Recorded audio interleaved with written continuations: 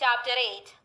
In the third year of the reign of King Belshazzar, a vision appeared unto me, even unto me Daniel, after that which appeared unto me at the first.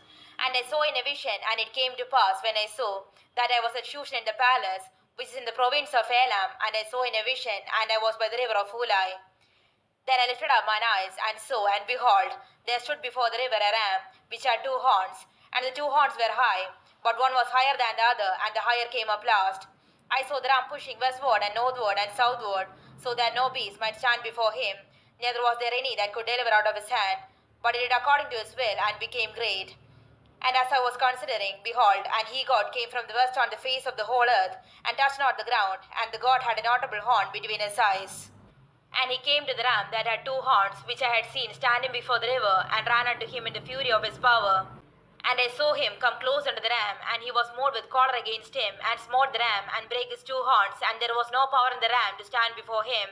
But he cast him down to the ground, and stamped upon him, and there was none that could deliver the ram out of his hand. Therefore the he-god waxed very great, and when he was strong, the great horn was broken, and for it came up four notable ones toward the four winds of heaven. And out of one of them came forth the little horn, which waxed exceeding great toward the south, and toward the east, and toward the pleasant land. And it waxed great even to the host of heaven, and it cast down some of the host and of the stars to the ground, and stamped upon them. Yea, he magnified himself even to the prince of the host, and by him the daily sacrifice was taken away, and the place of his sanctuary was cast down. And an host was given him against the daily sacrifice by reason of transgression, and it cast down the truth to the ground, and it practiced and prospered. Then I heard one saint speaking, and another saint said unto that certain saint which spake, How long shall be the vision concerning the daily sacrifice and the transgression of desolation, to give both the sanctuary and the host to be trodden under foot?